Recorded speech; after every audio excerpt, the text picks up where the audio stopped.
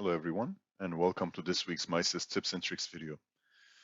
In some organizations, the manufacturing orders that use routing steps are completed not necessarily on the shop floor by the staff, but rather at the office level through the production reports that the production staff fills out on the floor. And some organizations prefer to go into each specific manufacturing order and enter the data reported by the production staff under process shop operations function. And you can select each option, select what type of transaction you want to do, whether you want to start it, complete it, enter time, or whatever that might be.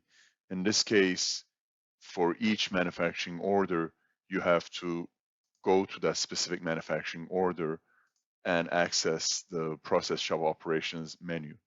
One other way of doing this in a more organized fashion maybe is the shop operation batches. At the end of each day, when the reports are gathered from the floor, we can create a shop operations batch.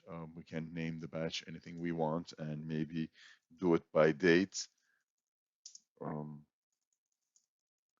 as the description, and we can add new lines. You do select the manufacturing order, then you need to select the operation that you are completing. Ideally, this is on the production report that you have received. You then select the transaction type. Maybe you're just completing it. You can enter any comments. You can enter a specific quantity here. Maybe you're completing it for 5.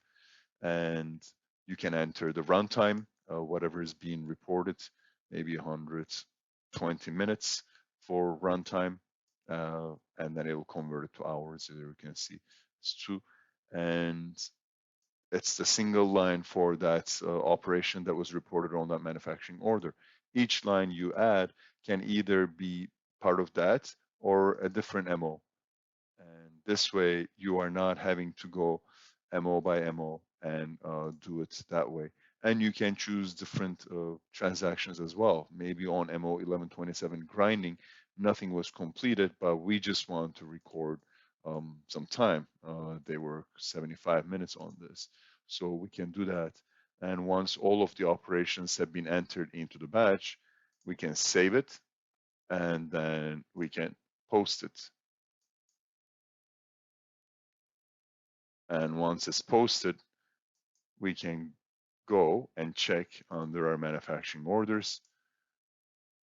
I actually don't remember which manufacturing order we worked with here. So it looks like we did not yet work with 1126. It might be that 1127.